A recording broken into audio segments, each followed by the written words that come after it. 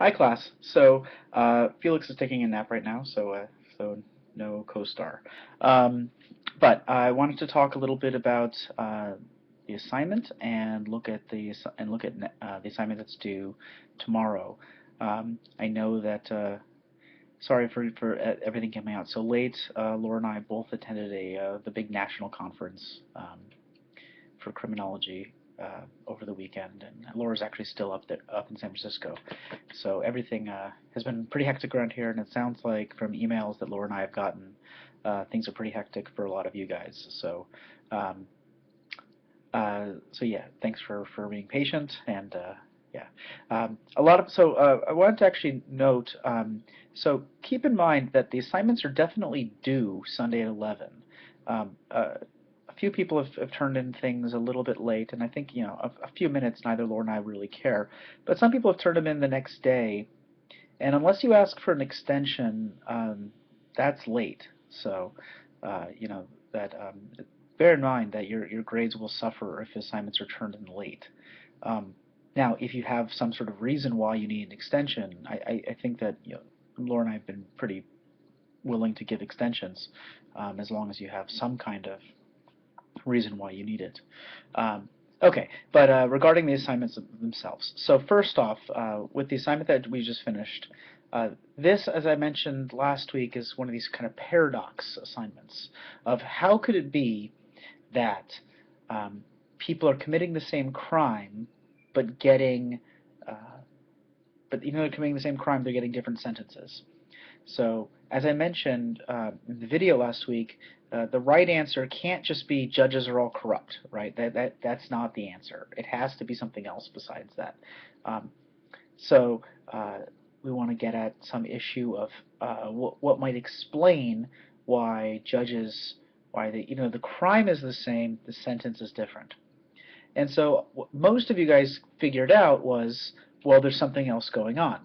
That if you think about what goes into a sentence, the crime is one element, right, as in what law is being violated. But then we also have characteristics and facts about the crime, right? And so those would be, the kind of background situations about the crime, if there are any aggravating or mitigating circumstances about the crime itself. And then obviously the big one is characteristics about the individual, um, about whether or not the individual, the offender, is a first offender, if this is a kind of career criminal, whether the person is young or old, whether the person expresses remorse. So all of those got at this answer. And I think that generally the answers that we got were pretty good, but that what a lot of you fixated on were kind of just rattling off things related to sentencing um, that didn't really get at this explanation, which is what the assignment was. It was asking you to explain why is it that the crime is the same but the sentence is different. So some of you got into things like mandatory sentencing and minimum sentencing, um, and those things are certainly interesting and relevant, but they don't really answer the question of same crime, different sentence. Um, so really what we were looking at was something that was going to get at characteristics of the offender or characteristics of the crime. Now, what some of you mentioned, and I think uh, this was generally okay as long as you did more than just mention them, were kind of sentencing philosophies. So things like deterrence, retribution, incapacitation, rehabilitation. Now, those things by themselves don't necessarily explain same crime, different sentence. But if we say if the judge is more likely to be interested in rehabilitation and he sees a offender who is likely to be rehabilitated, that would explain same crime, different sentence. Likewise, if a judge sees an offender who's a chronic lifetime recidivist who keeps getting arrested over and over and over again.